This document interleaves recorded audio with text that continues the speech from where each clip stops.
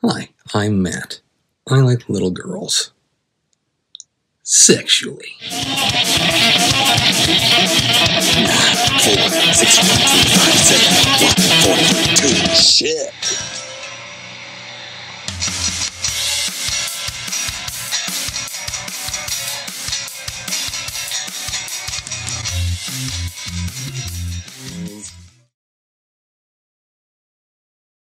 Today I'm telling you a story about a boy. Maybe it was me. I used to know. Maybe it wasn't me. Can't say. Anyways, he's about maybe 19, 20 years old. Going to college. He got a C on course. Most of the A's and B's. And his mum and dad said, you need to leave, because his dad didn't want him around.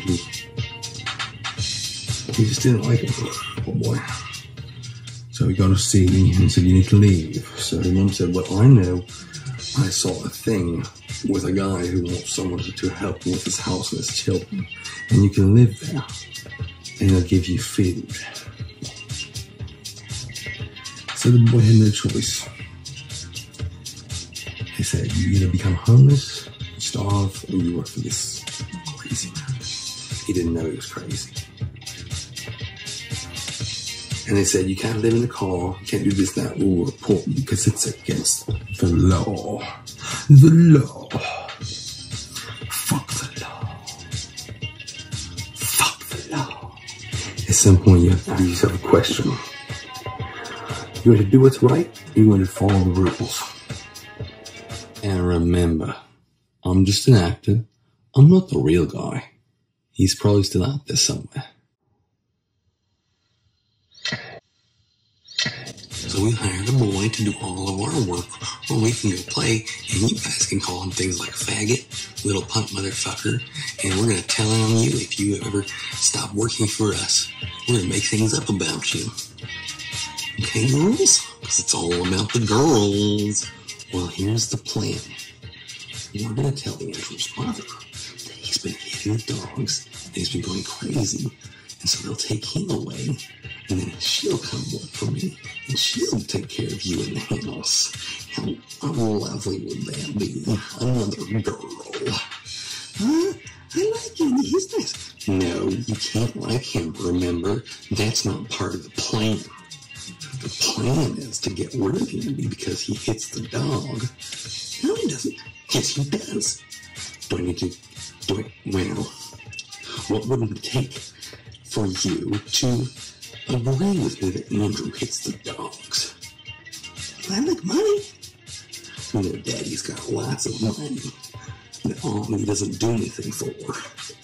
And all the little boys work for the things that Daddy can spend his money on for his little girl, because those boys will never be mature. That's because I read it in a book.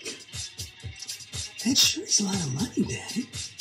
Well, it's all for Daddy and his girls, not for the boy. He can't have money. I'll give his mother money because she's a girl, but he has to work. Daddy, how come we're allowed to tell our teachers and friends what we do in your friend's house? Because that's their secrets. Okay. Oh my God. Fuck this shit. I didn't see him over there. Is that you, Andrew? I just came in. Oh, okay. Chores need to be done. I'll give you maybe a little less than half a burrito for dinner, because I'm gonna eat most of it. Well, we need to talk because your son that we hired, and of course I'm paying you because we can't trust him with money or things like a car or things like that, because he's not a daddy. He's been hitting our dog. And we think that it would be best if he was sent to get help somewhere. And I was thinking maybe you could come here and help me with the girls and the housework. And well, I'm not sure. I had to think about that. He doesn't usually eat dogs. Well, he's been very argumentative lately, saying things about how, we can turn human waste into charcoal briquettes, and we should be dumping all of our poop in the ocean. Nonsense. God gave us this world so we could poop in it. I agree. Would you like to come join me on the couch?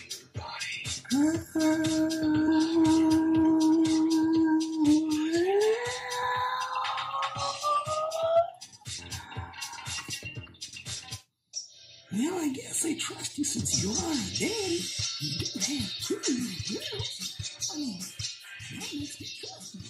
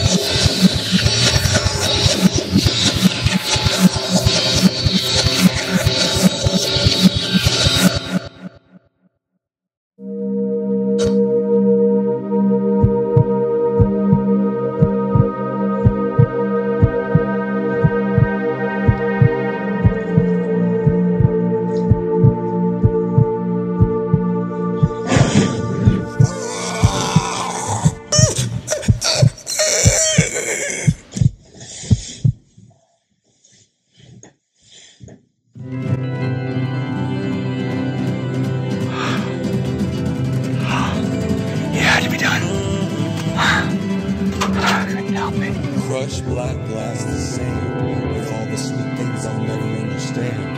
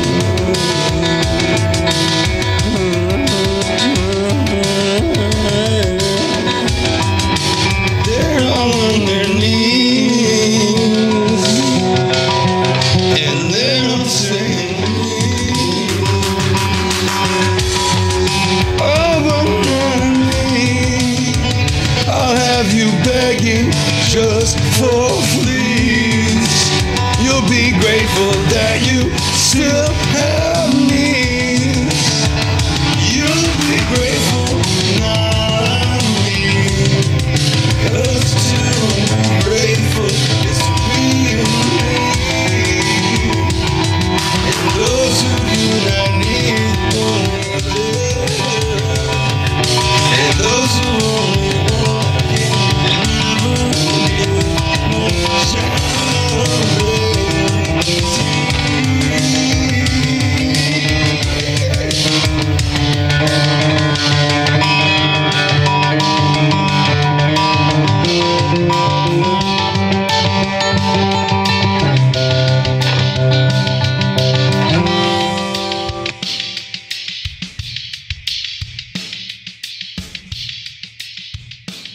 And that completes our first act of Vampire Wolfman versus the pedophile elite.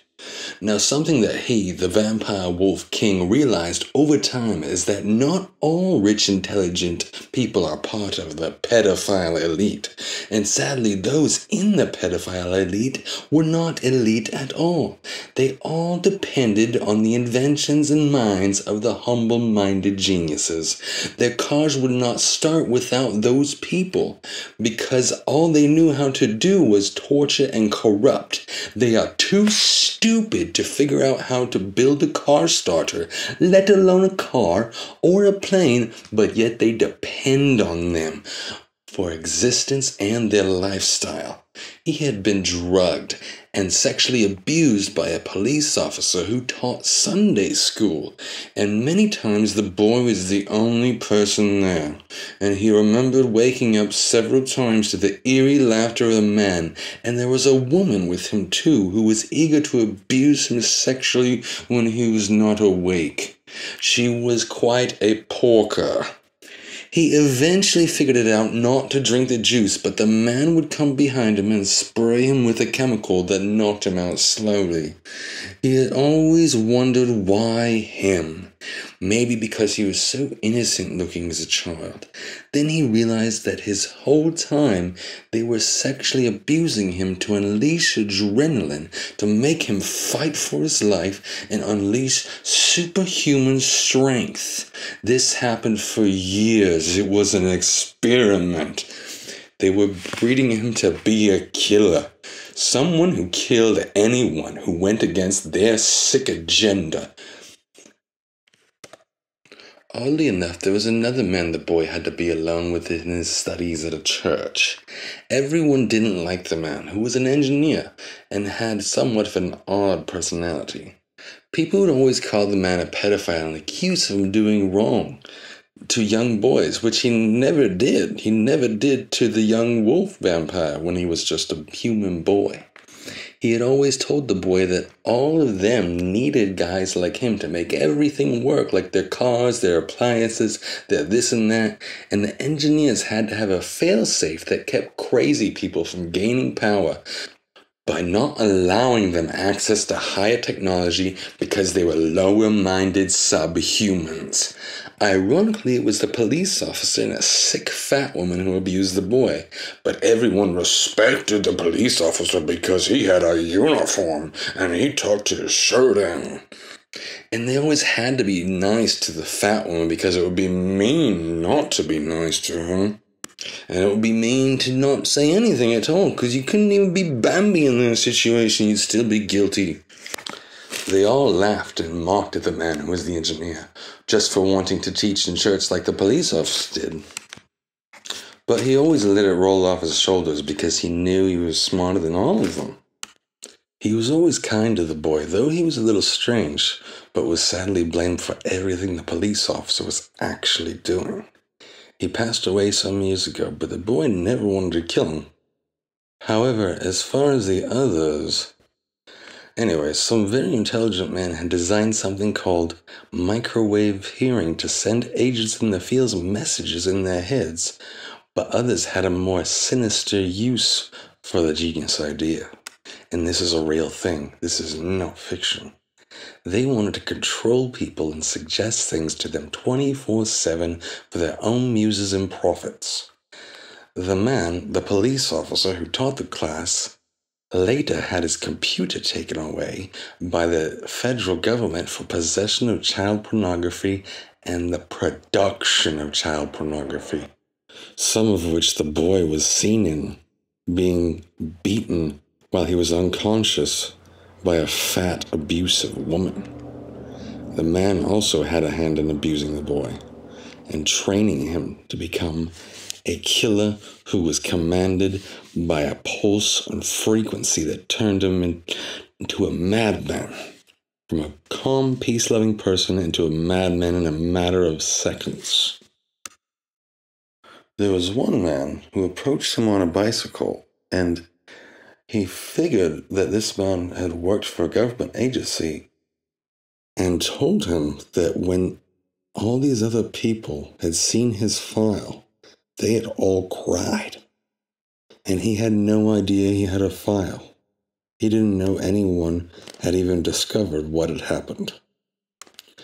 The man explained that there were very intelligent people who had developed the technology for benign use, but as it always seems to be, the lesser intelligent and more sadistic people would take the ideas of others and turn them into terrible things because their mind was not capable of creating things for good.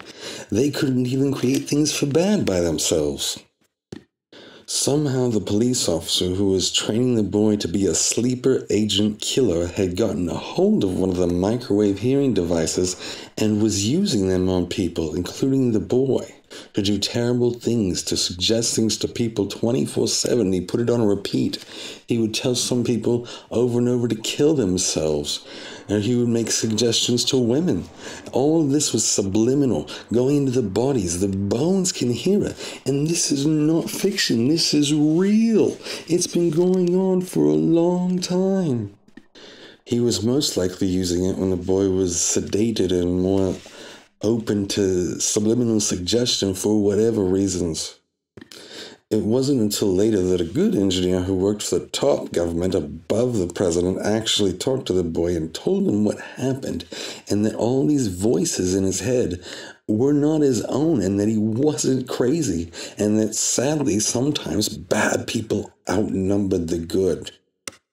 And they were abusing the technology of a genius. A bunch of morons abusing the technology of a genius. Because of all of his extreme circumstances and conditions, like living outside in the winter in the mountains with no heat in a metal container with no insulation, with the temperature got below freezing, sometimes below zero, very often in the winter, but he didn't die. His body forced an evolution that was a double-edged sword. He was a beast, no longer a human. He didn't understand them, their phones, their rules, their obsessions with cars that were literally all the same. Some of them just had the limiter removed because the car company was legally able to do so.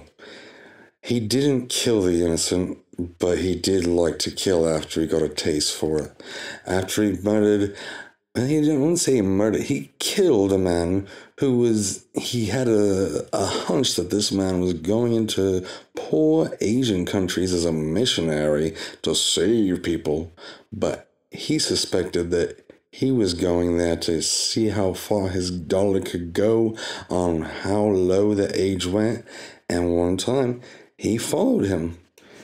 And sure enough, his hunch was right. The man was a child predator posing as a preacher, and these people respected him because someone said, "Hey, that's the preacher. We respect him because we respect old people and authority." Because, I don't know. He believed that some people like that needed to die, but there was others that weren't as bad but still pretty bad.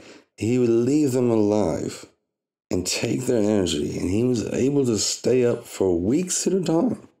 And by the end of the week, he would still be fine, functioning sometimes with even more energy than as if he were asleep. It was insane.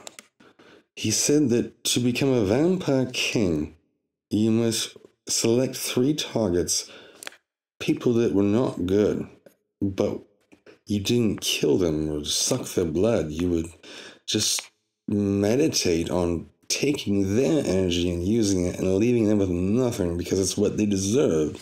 And once you stayed up for a full 7 days, you were considered a vampire king. Not all can do it. For some, it's not that hard. He hated overcomplicated nonsense rules. But he did like some rules, the ones that made sense, the ones that people excused rich men for breaking because they were just pathetic humans. He would draw energy from people like that, or serial killers who he sure was a bad person.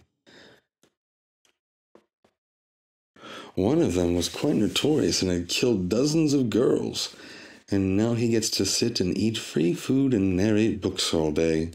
Well, unfortunately, he lives off of him now. I mean, the vampire Wolfman lives off of this man. He's figured if I have to, and other people have to take care of him, I'm going to get something out of him. He doesn't have a choice. Not even the most maximum security prison in the world will protect him. He might be safe if they put him on the moon. I mean, literally, that's the only thing he could do. He was near starving for many years and came to rely on a form of energy vampirism just to survive. Then one day he saw his former slave master, Matt, who liked the little girls at the park, and he decided that Matt would be the next human battery for his survival. He would have liked to kill him, but sadly, he would have felt bad because his children, if they were even his biological children, would be very sad. But even sadder than that, if you give them 10 years, when they realize what had been happening, and their dad had just been drugging them and taking advantage of them, and that this was not normal or good, especially if you're doing it before the child even understands what's going on. He figured at some point it was their right to kill him, and he didn't have the right to take it. He was going to wait to see if they did it. He didn't really have an interest in any of them. He actually hated all of them. But he figured one day one of them would want to do it when they woke up. And now, Act 2. The first song.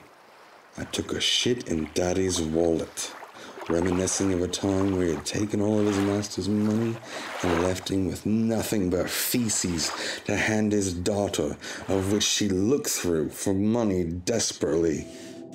Please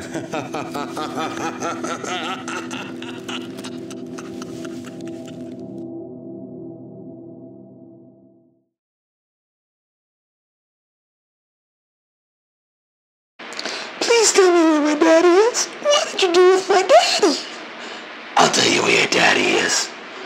If you sell me your soul. I don't know. I don't know if I should sell you my soul. I just want my daddy. Sell me your soul and I'll give you your daddy. Okay. I'll sell you my soul. Where's my daddy? One moment. Here you go. That's poop. That's not my daddy. Well, he's in there somewhere, bits and pieces.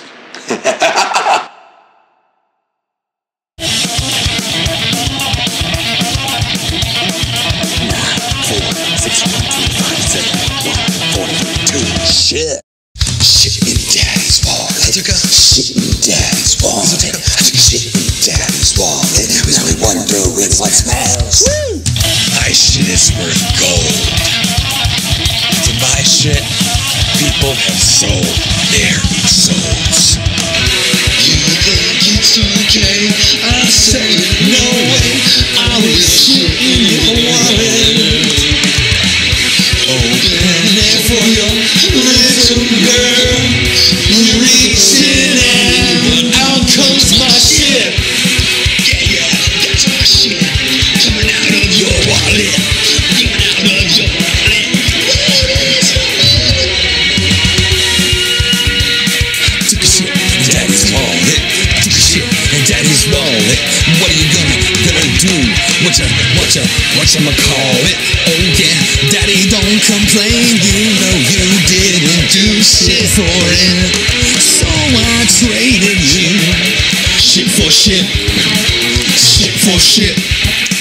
Shit for shit. Shit for shit. For shit, shit, shit. Shit for shit. For shit, shit, shit. Hey, this is punk rock. We don't care what you think. You ain't my daddy. He's here. Daddy's little girl is quite upset. She got my shit in her hands. She got my shit in her hands. Daddy's got no cash. I took his cash and I spent it so fast. But if she was smart, she could turn that shit into cold. Did you know that's possible? Yes, you can turn your shit into cold. You can turn your shit into cold.